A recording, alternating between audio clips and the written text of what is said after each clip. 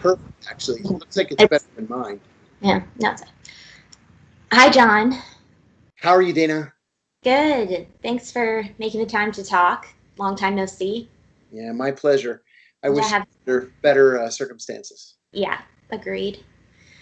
Um, how was your trip to Greece? Good, successful. I'll tell you, I've made 8 trips to Greece in the last 3 years, and the dichotomy between being in Greece, where I'm treated as a conquering hero, and being in the U.S., where I'm treated as just another ex-con scumbag, is dramatic. I go to Greece. The news networks are there to cover my arrival at the airport. The Minister of Justice sends a car to take me with a police escort to my hotel, and I give interviews to all the papers, and then I come back here and I'm detained by ICE at the airport, and it's just a nightmare. I'm not sure why I'm smiling, but that's funny and sad simultaneously. So I guess I have this mantra. Appropriate response. I have this mantra that I just repeat at Dulles Airport. You can't stop me from re-entering my own country. I just keep repeating it over and over and over again. And it's usually between an hour and 4 hours later, they finally just give up and stamp my passport and let me back in. It's not easy. Yeah, traveling with Marty, it's the first, he has dark skin. It's the first time that I've ever been like checked and with someone who's been checked at the airport. Yeah, that sucks. But I have a feeling they're going to take that as a challenge now. So good luck. Yeah. Yeah. Oh, yes. Without a doubt. Yeah.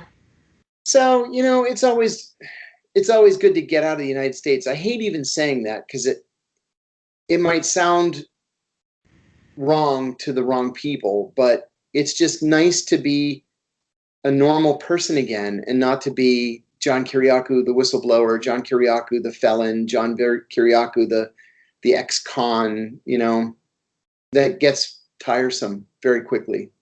Yeah. Well, I don't know. I don't think that's how the people on Facebook see you. I think that you have a lot of admirers. People are good to me. Even if it doesn't feel that way. Yeah. People are good to me on Facebook. They're less good to me on Twitter, but they're good to me on Facebook. And, I was exchanging messages with someone today. I posted on Facebook today that while I like my current job and it's a good fit for me, it's a job, it's not a career, and I'm looking for something bigger with more responsibility and with more money. And I've gotten a lot of nice comments, but more importantly, I got a lot of private messages. And one woman told me that she was shocked that I would see myself as just some criminal. She said, after all you've accomplished, after all you've done. And I said, part of my problem is I have literally zero remorse for what I did. I know in my heart I did the right thing. And so people want to hear an apology for violating the law, and they're getting no apology from me. The law is wrong. It's not that I was wrong. It's that the law was wrong, and I'm not apologizing for anything. Yeah, at Marty's trial, Judge Gorton asked him if he had anything to say, any remorse, and he said, "I wish I could have done more sooner," or something to that effect. I think that take ownership. It seems like you already do. Yeah, totally. That sets you apart. That makes it awesome. People ask me, reporters mostly, say, "So did you do it?" Well, of course I did it. Of course I did. Yeah. Now, did I have an intent to break the law? No, that wasn't it at all. But it is illegal to classify a crime in this country, and I exposed a crime. I shouldn't have been the one punished for it. Yeah. Should have been punished for it. Yeah. But a lot of people and we're seeing that. We're seeing that in Julian Assange's case. Yes. About publishing, and with Manning, about exposing crimes, and I think people are getting lost in the different layers of what the actual, of, is exposing the right thing. Well, what are they exposing? I think sometimes people lose sight of the content and more of the reaction, which seems like intellectually dishonest. Yes, agreed. Yeah. It's intellectually dishonest. Yeah.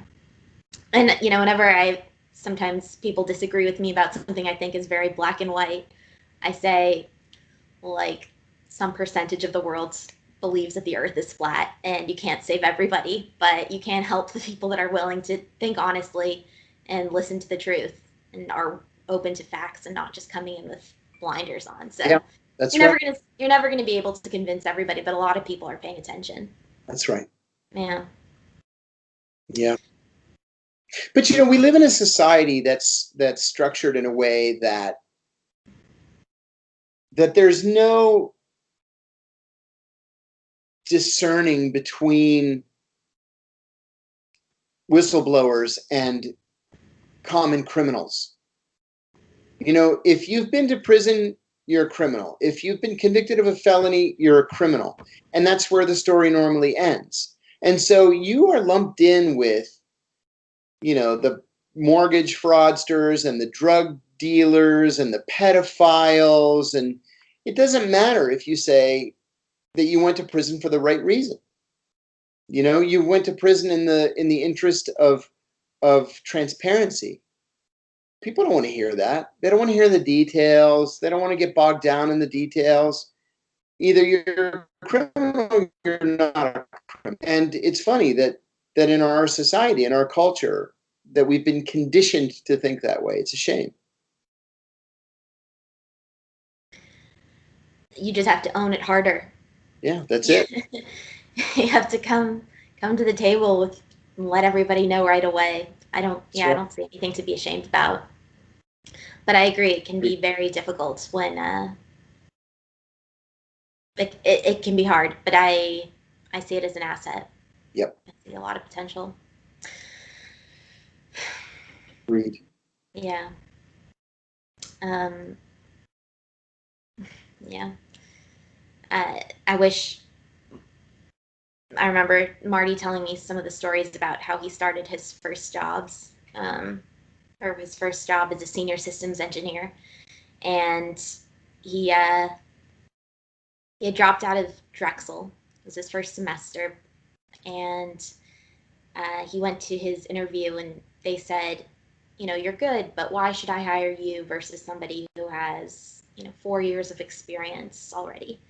And he said, because I hope I'm not paraphrasing, but he's like, I live, eat, and sleep this shit, and if you don't move out of the way, I'll run you over, or something like he's ready to do the work, and he's there, and he's prepared. And the guy was like, I couldn't agree more, and he hired him. And so he's been a senior systems engineer since 18, and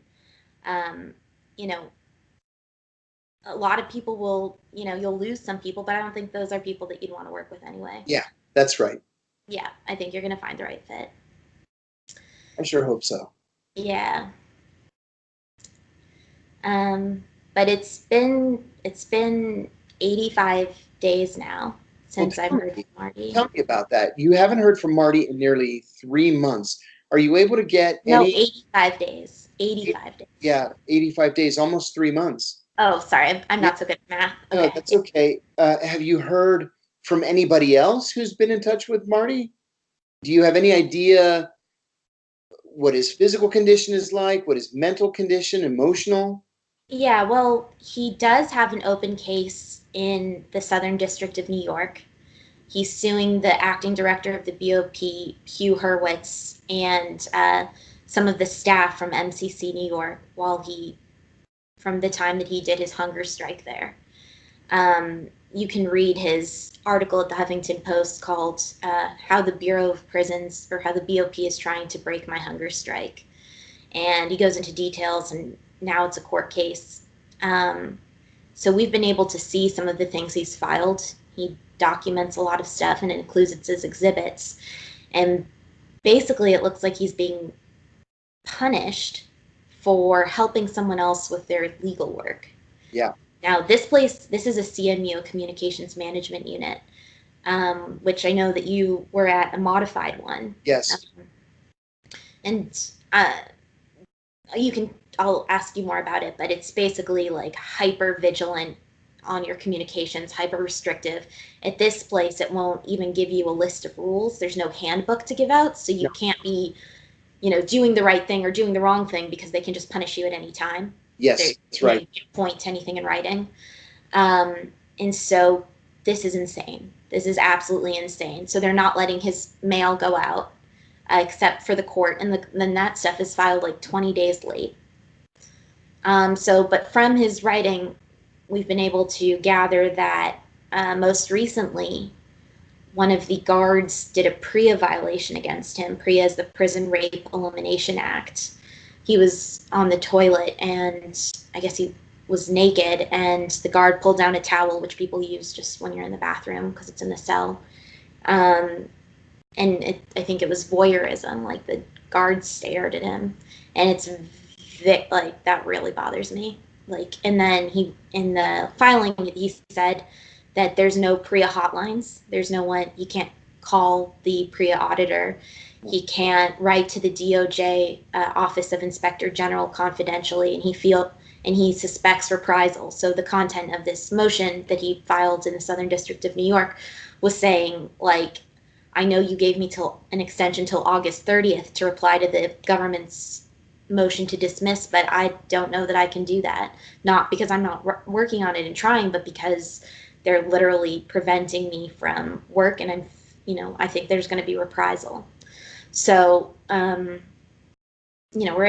able to gather from the stuff he's filed, but it just is so far from justice, from rules, from expectations. I mean, my expectations are very different now than when I started, but this doesn't even resemble America anymore. This is a black site prison that was created under Bush after 9/11 for terrorists. Yes. And it's so it's so disproportionate to what he was charged with. A website going down for a week, to 10 years, to a CMU. I followed Marty's case closely, which Yeah, you've been great. Thank you so much. No. I wish I could do more. It's the least. Yeah. But Marty's case, in any other courtroom in America, even in the horrible Eastern District of Virginia, where so many of us have gone on trial. Yeah. Any other judge would have given Marty 2.5 to 3.5 years and sent him to either a low security prison or a minimum security camp. Maybe, possibly, to teach him a lesson, they'd take away his email privileges. But 10 years at Terre Haute, where they have Al-Qaeda, where they have the Somali pirates who hijacked and kidnapped Captain Phillips, where they have some of the most dangerous criminals in America.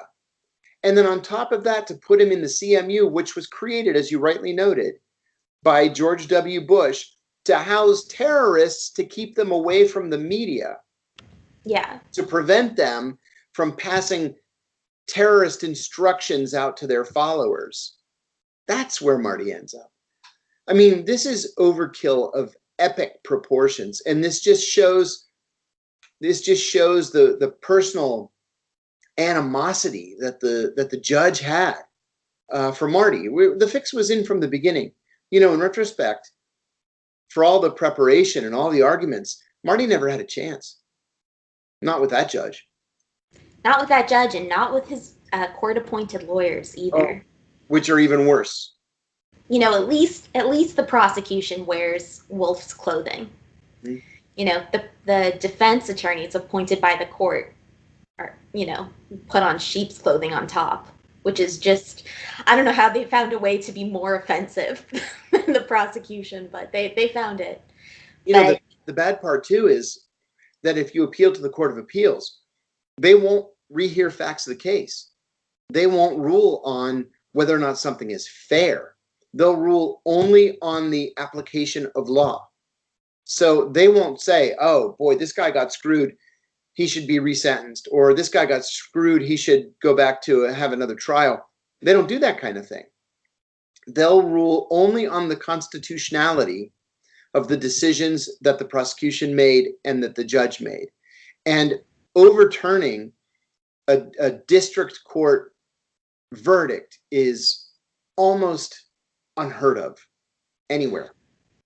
Well, you know, at the time we did, Marty did file something that with the Court of Appeals, I think it was, about the judge's conflict of interest. Yes. They didn't rule in time and they didn't do whatever. But in this case, I do think we have a strong case. Yeah, I think you do. Whether or not the Court of Appeals will agree remains to be seen, but we do have some strong issues.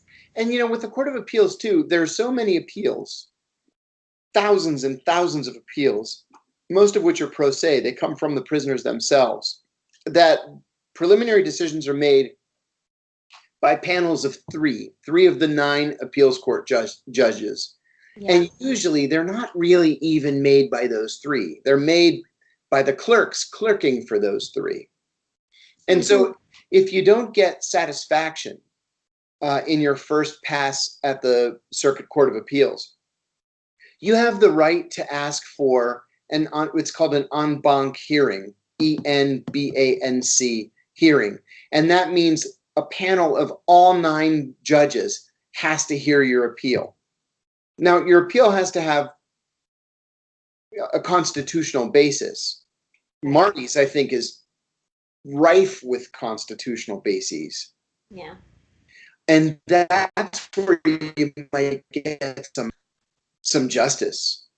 Now, one good thing, Marty's in the First Circuit, yes? Yeah. Boston? Yeah. Yeah. The First Circuit has a reputation as being relatively liberal, unlike the Fourth Circuit, which is in Richmond, Virginia. 7 of the 9 judges were appointed by the 2 Bushes, and so nobody ever wins in the Fourth Circuit. The First Circuit's different. You might get some satisfaction there, and even if you lose at the circuit court level, because you have constitutional issues raised in this case, you can then appeal to the Supreme Court. And because Marty didn't take a plea, because he went to trial, he automatically has standing. So you still have a ways to go. You have 3 different stops on the road to exoneration that you need to exhaust. Mm-hmm. I think he's actually not in bad shape right now. But debatable, yeah. Well, you know, I think that this is actually a pretty good case for President Trump. I think you have a conservative girl. She doesn't need to be conservative, but it does happen that it happened to a conservative family who was separated from her family and forced in a psych ward by the state, by liberal Massachusetts, where they tried to, get her adopted out into foster care and then another family. And it's just government intrusion into the family unit. And when the DOJ and the government became aware of this, like we said, similar to your case, similar to whistleblowers, they're not interested in righting the problem, keeping families with their parents and, away from lack of investigations, rulings that aren't based on facts or evidence. And instead, they want to protect Harvard. It's a Harvard institution. They're interested in money. And this is just a huge case of DOJ malfeasance, going after the wrong person. And in some ways, I think that Trump has been really great about being able to separate himself from the government and do what's right for individuals.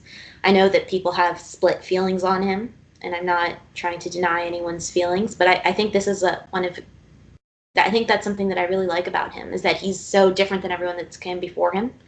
And it feels like a ray of hope for a lot of people that have been so ignored by Obama, which I know that you agree with. Yeah. And I think, just him continuing to pardon and commute sentences is a really good way to stick it to the DOJ that they can cause havoc on people's life, but Trump is the final check. And I think this is a good case for him. I think you are exactly right. I am not a natural Donald Trump supporter. But with that said, Donald Trump has done something that very few presidents have done in this area. I can't think of any. Yeah, sorry, I didn't mean to interrupt. Go ahead. Well, really, the last one that pardoned people whenever he felt that he had found an injustice, the last one to do that was Abraham Lincoln. Abraham Lincoln pardoned people all through his administration. I always liked that guy. I always liked him. Yeah. And usually presidents don't have the guts to do that. They'll wait until a lame duck period after an election and before a following inauguration to issue pardons. This president hasn't done that. And he's pardoned some very controversial figures like Joe Arpaio, the former sheriff of Maricopa County, Arizona, Dinesh D'Souza, the conservative publisher and activist, this Navy guy who was convicted of taking photographs on a submarine. No, he wasn't convicted. Oh. Yeah, he was convicted. I was thinking about somebody else. I'm sorry, I was thinking about somebody else. Okay. No, that's okay. Scooter Libby, who never should have been convicted of the ridiculous crimes that he was convicted of, perjury and making false statements. So this president's not afraid to stick his beak in where a wrong needs to be righted. And I'll tell you another thing, Jared Kushner, for all of his detractors and his problems, he's right on this issue of judicial reform and sentencing reform. And he's personally intervened to get a lot of people out of prison. In fact, the president famously commuted the sentence of a woman who was doing life without parole for selling drugs. African-American woman. This was one of the highest profile commutations that President Trump had done. I learned just yesterday from a friend of mine who happens to work in the White House that Jared Kushner actually called the CEO of Walmart to get this woman a job. Wow. And called every 6 months since to make sure she's doing okay. Wow. So there's Alice Cooper, right? Yeah, that's right. Is that her name? Yeah. That's it. Yeah. So well, you know where Jared's passion comes from. Yeah, his father did 14 His father from security federal prison. What's that guy? What's his name? The old governor of New Jersey who put his father away. Chris Christie. Chris Christie. Yeah, that's why I think that's why Chris Christie never got a job in the White House. That's exactly why Chris Christie Trump on the campaign trail. Right. Yep. He picked the wrong side. Yeah, and I think that I often feel that I wish judges and lawyers and people who are making decisions in the criminal justice system had to actually experience what it's like before they're in a position to make decisions on somebody else's behalf. Just because, having gone through this stuff and seeing it myself firsthand, and I've seen only a 30th of what Marty's seen, and I've only heard, but there are so many cases of FBI entrapment, of bogus charges, of just, and not only that, but they bring charges only to drop them later after years of having somebody spent wrongfully in jail, of older people. That's called charge stacking. It's called what? Charge stacking. They charge you with multiple felonies. They wait until you go bankrupt, and then they offer to drop all the charges but one if you take a plea. That's why the government, according to ProPublica, wins 98.2% of their cases. Let me tell you a story about the FBI. From 2009 to middle of 2011, I was the chief investigator on the Senate Foreign Relations Committee. Wow. Yeah, I was working for John Kerry at the time. Okay. And that it was an important position. I was one of 4 senior staff members.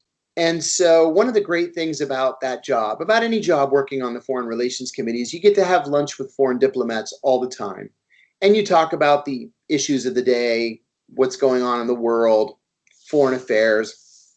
One day, the number 3 at the Japanese embassy called me and invited me to lunch. And so we went to lunch at a little place on Capitol Hill, delightful lunch. I remember it. I remember what we talked about. We talked about Israeli elections and Turkish elections and the Middle East peace process. Mm-hmm. And at the end of the lunch, he asked me, so what's next for you? I said, actually, I think I'm going to resign soon. I promised Senator Kerry I'd give him 2 years. It's been 2.5. I have 5 kids. I need to really start making some money to put them through college. And very excitedly, he said, no, in a very loud whisper, no, if you give me money, if you give me information, I can give you money. And I said, shame on you. You have any idea how many times I've made that pitch? What's the matter with you? And I got up and I walked out. And I walked directly, without stopping, to the office of the Senate Security Officer. And I went in and I said, I was just pitched by a foreign intelligence officer. So he asked me the details. He told me to write the story on a standalone computer, not connected to the internet, so it couldn't be intercepted. He printed out the memo that I wrote and he hand carried it to the FBI. The next day, he told me that 2 FBI agents would be up to interview me. So sure enough, a day later, 2 FBI agents came. I repeated the entire story and they said, okay, here's what we want you to do. We want you to call him back, invite him to lunch, and try and get him to tell you exactly what information he wants and how much he's willing to pay for it. And because I'm a patriot, I said, you want me to wear a wire or something? And they said, no, we'll be at the next table. We're going to listen to the whole conversation. I said, great. I called the guy. I invited him to lunch. He accepted. The morning that I was supposed to have lunch with him, the FBI called me back and said that something had come up. They couldn't be there, but to go ahead and do the lunch and just write him another memo. So I did. And then they asked me to do it a 3rd time and a 4th time and a 5th time. And in the final lunch, the guy gave me a little gift of chopsticks, and he told me that he had been promoted and he was being transferred. He was going to be the number 2 at the Japanese embassy in Cairo. I shook his hand. I wished him good luck, and I never saw him again. A year later, I've been arrested, and we get 15,000 pages of discovery from the Justice Department. And as it turns out, there never was any Japanese diplomat. He was an FBI agent undercover trying to get me to commit real espionage because they wanted to charge me with espionage, but I hadn't committed espionage. And finally, their supervisor, who's now infamous in his own right by the name of Peter Strzok, said, we should just drop this case drop this operation because the guy's obviously not going to take the bait. I kept reporting the contact back to the FBI. What they wanted me to do was to report maybe some of the contact and then take some money, whisper a little information, and then they could grab me. But I was writing a blow by blow of every topic and every issue in these meetings, and finally they just had to give up. And in the end, I was charged with 3 counts of espionage, all of which were dropped because I hadn't committed espionage. As hard as they tried, they could not get me to commit espionage. Well, everyone knows Peter Strzok is the pillar of the community, of our community. Yeah, scumbag. Essence of integrity. Oh yeah, cheating on his wife with a woman who's cheating on her husband, and all the while texting each other and plotting how to take down the newly elected president of the United States. Guy. Mm-hmm. Got it. Yeah. Damn. That's crazy. They'll stop at nothing. And remember, and this is kind of pedestrian, but it's important. This is how these people get promoted. They're just government functionaries. They're just government bureaucrats. Notches in their belt for the next career level, for sure. That's it. That's how one of the things that I talked about, that Marty and I talked about before he was arrested, was TV shows, propaganda on TV that make the FBI and the government and the courtroom look like a place that doesn't resemble real life at all. You identify with the prosecutors, with the judge, with the FBI. And it is just so different in real life. They do not show the tactics. And so to some extent, we stopped watching shows like that because it's propaganda. I stopped watching Law and Yeah. Order, which was my favorite show in the world. John, me too. I love that show. I turned on Sam Waterston and I was like, you unethical bastard. How dare you I'm a bitch. file charges when you know that that guy hasn't done anything wrong? I couldn't watch it anymore. It hurt. Yeah, it hurts. Some shows are better than others, but yeah, no, it's hard. You know, and I think you and I both kind of share a libertarian streak. Like, let me live my life, you live your life. But, you know, when it really came down to it, when I was in the courtroom during Marty's trial, the ultimate deciders are a jury of your peers. And that really struck something in me about what it means to be libertarian and what it means to not just worry about myself, but, you know, I feel like we have a responsibility to, it's too late for us, like for you and I, but there's a lot of people that if they hear about what's happened to Marty and to you, can make decisions before things happen to them. And like, it's important for our peers to know that I hate that the jury knew so little about Judge Gorton and about the prosecutors and the dirty tactics they go to, and how Judge Gorton wouldn't even let Marty use self defense of another about Justina. Like, he didn't even let that be a defense, and the jury didn't find out about that. But you know, there was a lady on Marty's jury. Now Judge Gorton was Aaron Swartz's judge too. Now Aaron Swartz was an internet pioneer. He helped co-found Reddit. He was very active against SOPA and PIPA. And she said during trial, she asked to be removed from the case. She said, you know, it's come to my attention, and we didn't do anything. This is like, she's just said, it came to my attention. I remember Aaron Swartz. I don't want to be part of this. I don't want Marty to go to jail, or something to that extent. It's actually on the court transcript, I believe. And Judge Gorton's like, do you think you can follow the rules? And she said yes. They ended up convicting Marty. And then at the conviction, at this, she mouthed to him, "I'm sorry," and he mouthed back, "It's okay." And it was just, oh my God, it's heartbreaking. Yeah, it's just,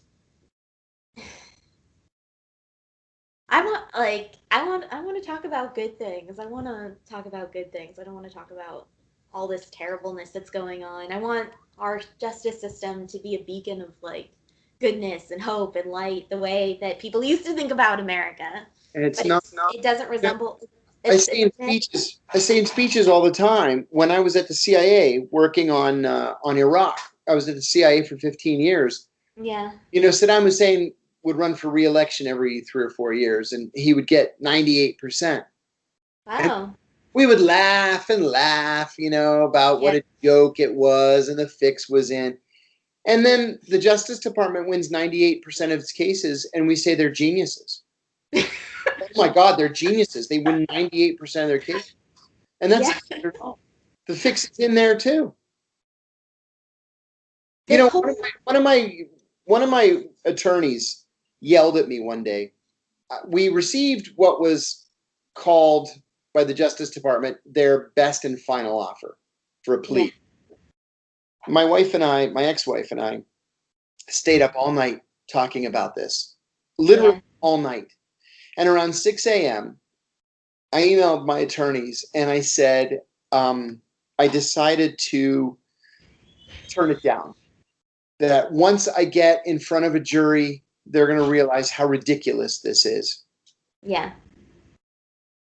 And the attorneys drove to my house. By 7 o'clock in the morning, they were there. I put on a pot of coffee. And the lawyer that I liked and respected the most, I had 11 attorneys, right? Wow. So the one that I liked and respected the most, the head of the white-collar defense practice at the 4th largest law firm in the world, Aiken, Gump and Strauss, pulled me aside and said, you know what your problem is? Your problem is you think this is about justice. And it's not about justice. It's about mitigating damage. Take the deal. And he was right. In retrospect, looking back, I never had a prayer. I never had a chance of acquittal, even though I knew in my heart I had not done anything wrong. But I never had a chance because the system is structured so that you don't have a chance. That's why almost every one of those 98.2% of the cases that the Justice Department wins, they win through plea deals because you don't have a chance. Almost nobody goes to trial, and those who do lose. Unless your name is John Edwards. Remember John Edwards? He was the vice presidential nominee for the Democrats in 2004. I don't think I was born yet. Just kidding. Just kidding. Okay. A whole bunch of federal felonies, and he said, "Oh no, you don't." And he went to trial, but the guy's worth $40 million, and he spent $8 million of his own money on his defense. Yeah. And he was acquitted, which you could do. That's the key. That's the key. In the Eastern District of North Carolina, when you have unlimited resources. Yeah, which is what the government comes at you with. Yes. Unlimited resources. Exactly. Yeah. No, it's insane. I just feel like it's urgent, that it's untenable for Marty to stay at that CMU. It is so frustrating to not be able to speak to him, to know that he's in such bad conditions. Like, he's strong and a fighter, but this is insane. It makes me so angry. They can break anybody. This is the sad thing about his situation. I actually served time with a guy, an Iraqi Kurd, who had come to us. I was at Loretto, FCI Loretto, Pennsylvania. He had come to us from the CMU in Terre Haute, and he was in the modified CMU with me at Loretto. And he had a story as sad as Marty's. This guy, prison was the last place this guy belonged. But the deck was stacked against him, and they put him in the CMU because he was an Arab. Well, he wasn't really an Arab, he was a Kurd, but you get the idea. Yeah. And so I asked him, how did you get out of Terre Haute? Yeah. I didn't think anybody got out of Terre Haute. And he said, it took me a little while to learn the ropes, but the only way to get out is to keep your mouth shut for 4 years. And after 4 years, they decided, okay, well, this guy hasn't caused us any problems in 4 years. We'll downgrade him to a low and we'll send him out. And that's what they did. And the guy had already been in prison. He started in a maximum security penitentiary, had already been in prison for 12 years. Wow. Yeah, but 4 years in that CMU, and they finally decided just downgrade him. He must have kept his mouth really quiet because they can make up charges for anything. And they do. You know what I mean? They don't. That's like being a prison lawyer or whatever it's called, jailhouse lawyer is not. That's not a crime. That's not a bad thing. That happens in every jail in America. There's somebody that helps with legal work. So when I was at Loretto, they caught a couple of guys acting as jailhouse lawyers. 9 times out of 10, they'll either turn the other way or just say, hey, you really shouldn't be doing that. All the times I saw guys working on other guys' cases at Loretto, twice, they wrote up a shot, a disciplinary violation. They call them shots. And the guys went to solitary for, 2 weeks, 3 weeks, and that was it. And then they tell you, hey, don't do that again. And then it's all over.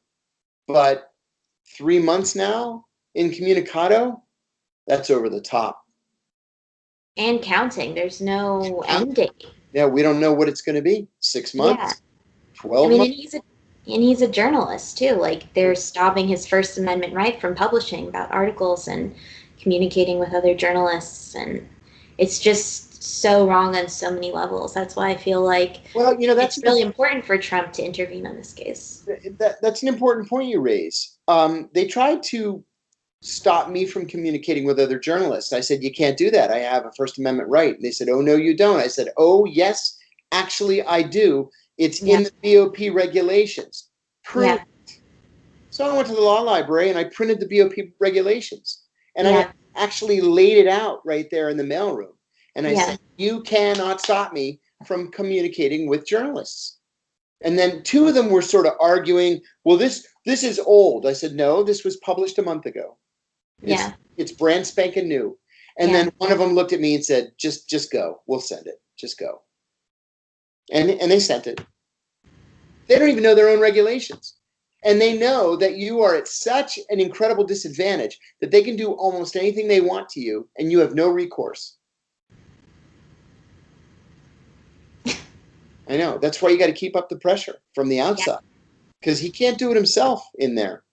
His hands are tied. Yeah, it's been, and I hope journalists understand and take that seriously and to heart what a big role they play in working with imprisoned journalists and how important they are. And I hope that they take it seriously because they really matter. And Dana, he's not allowed to have visitors either, is he? Definitely while he's not incommunicado. And even if he could, you know, post-trial, they usually allow for, what's it called, in-person visits. Yes. Where you can see them and touch them, but not at the CMU. It's through glass. There's no opportunity to ever spend time with a loved one besides for through glass. And we haven't been doing that since he's been in jail and, you know, pre-trial for the most part, except for once when he was in Florida, because, and he said this, and I kind of agree, but it's just really demoralizing to see your loved ones that way. You know what I mean? It is. Yeah. And so we haven't done that. We just, you know, talk on the phone and stuff. And now we can't even do that. 80, I think it's 85 days now, because the last time I spoke to him was April 26th. It's just like absolutely insane. Just terrible. Yeah. So, I don't know. Yeah. But, anyways, it was good to see you. It's always a pleasure to see you. Yeah. Right. Are you coming to Boston anytime? I don't know. It's possible. You know, my sister lives up there. She lives in Bedford, New Hampshire. So. Oh yeah, it's pretty close. Yeah. When I go visit, I always take the kids to Boston. We go. Oh, very nice. Yeah, it's a nice place. Good. But go. Thank you so much for talking. It was great. Thank you. It's a pleasure. Yeah. Very best of luck to both you and Marty. Thanks. And we should do this again sometime. I look forward to it. Thanks. Okay. Thanks. Take care. Bye, John. Bye-bye.